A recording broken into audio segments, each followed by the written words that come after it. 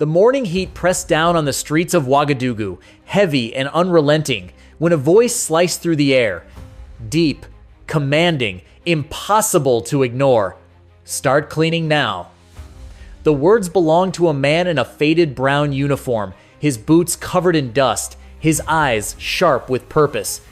His name was Traoré, and when he spoke, people moved. For years, this neighborhood and countless others like it had been buried beneath its own waste.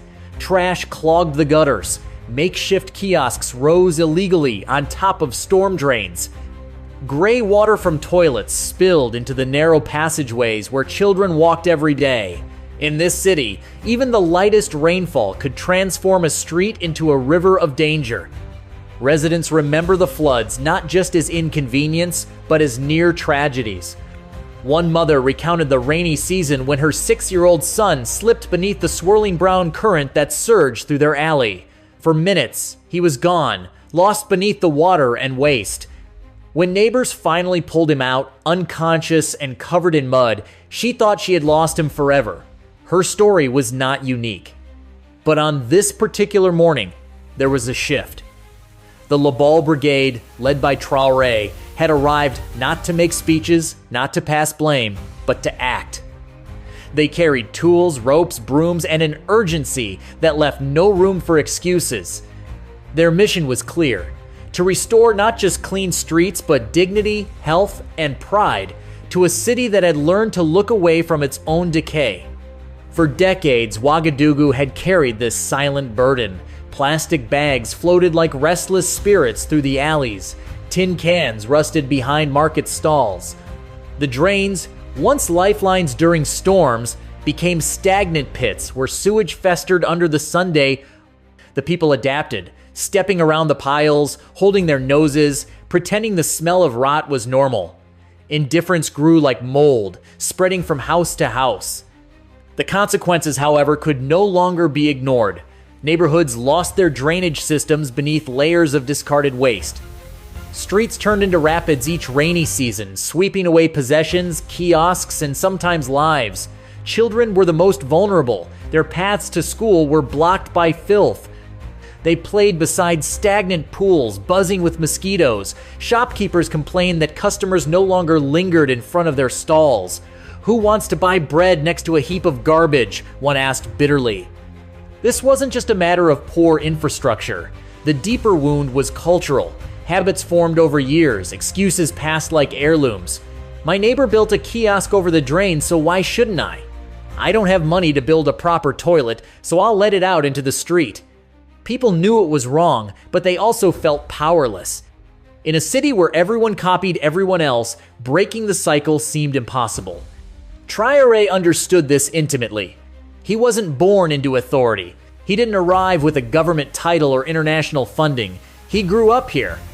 He had walked these same streets as a boy, seen the floods swallow alleys, and lost a cousin during one of them. That memory carved itself into him, shaping a vow.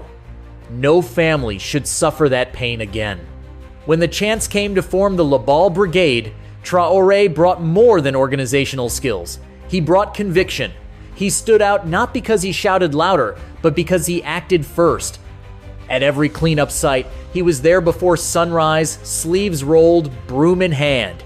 He picked up trash with his own hands, never too proud to bend down. And when he looked residents in the eye, it wasn't with scorn, but with invitation. His principle was simple: never ask others to do what you will not do yourself. People noticed. An elderly shopkeeper recalled her first encounter with him. He didn't accuse us. He didn't insult us. He just started cleaning. Then he asked me, gently, if he could help move my things. I felt ashamed, not by his words, but by his example. Soon, children followed him from block to block, eager to help. His energy was contagious. For every skeptic who muttered, "It won't last," 3 more felt compelled to act. Still, Traoré knew this was not a sprint, but a long war. Cleaning trash was only the surface battle. The real fight lay in behavior. He studied the excuses, the complacency, the way people imitated bad habits. He saw that enforcement without education would only breed anger, so he shifted tactics. He began speaking in markets, in courtyards, in narrow alleys where families gathered after dusk. He asked simple but piercing questions. Why do we let this happen? The answers revealed resignation. We thought no one cared. We don't know where to start. We're waiting for someone else. And so he became that someone else. His message: you don't need permission to do what is right. Yet it wasn't always met with open arms. Some accused him of disrupting business. Others dismissed him as a passing fad. One afternoon, a shopkeeper defiantly dumped food scraps into a drain right beside a warning sign. When confronted, the man sneered, "You'll be gone next month. I've seen it before." Traoré didn't shout. Instead, he called volunteers to clean the area right in front of the man. Then, quietly, he said, "You don't have to believe in me, but your neighbors do, and they deserve better." The next morning, the shopkeeper swept his stall and placed a bin outside. Traoré understood that change came not from confrontation, but connection. One encounter at a time, he wove together a tapestry of transformation. An elderly woman, suspicious at first, joined him after watching him pick up bottles in silence. A father furious about losing his shed was reassured when Traoré promised to help rebuild it farther back. Slowly, trust took root where resentment once stood. But Traoré was not naive. He knew patience had limits. There were rules, and rules had to be enforced. The brigade had a saying: cooperation opens doors, defiance moves walls, and they meant it. When illegal kiosks blocked a flood-prone drainage channel, notices were given, meetings held. When resistance persisted, the brigade arrived one gray morning with ropes and shovels. The kiosks came down, not out of spite, but necessity. Another strategy emerged, what came to be known as the relocation plan. Those who refused to clean their own area were reassigned to scrub another neglected corner of the city. Not as punishment, Traoré explained, but as a reminder that the city belonged to everyone. Neighbors who once ignored orders found themselves scrubbing public squares in full view of others. Soon, their own blocks began to sparkle as well. In weeks, neighborhoods once considered lost began to breathe again. Streets were swept, gutters cleared, trash bins sprouted in front of shops. Children joined cleanup teams with the excitement of a game. And while resistance lingered in corners, the tide had shifted. For the first time in years, Ouagadougou looked less like a city collapsing under indifference and more like one rediscovering its pride. The impact went beyond appearances. Public health improved. Families felt safer sending children to school. Elders walked to markets without fear of slipping on waste. Shopkeepers saw customers return. Pride replaced resignation. And through it all, Traoré remained a constant figure, orange vest visible in the distance, broom in hand, moving steadily down the streets. He knew he couldn't clean an entire city by himself. He wasn't trying to. His goal was belief, to prove that change wasn't the responsibility of governments alone, nor the privilege of outsiders, but the work of neighbors refusing to look away.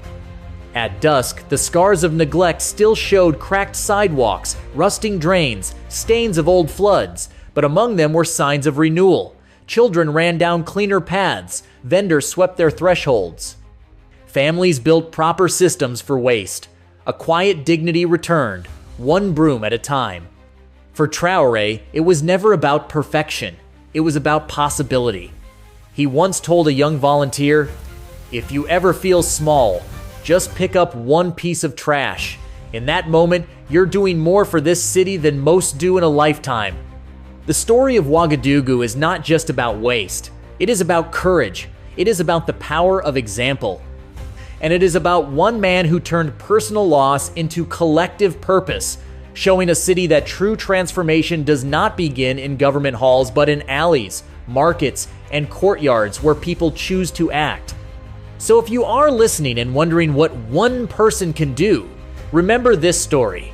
Remember Traoré, who picked up a broom when others pointed fingers, Remember the mother who thought she had lost her son, and the shopkeeper who finally placed a bin by his stall. Remember that even in the dirtiest alley, one voice can awaken a city. Because in Ouagadougou, one man's voice did just that. And maybe, just maybe, yours can too.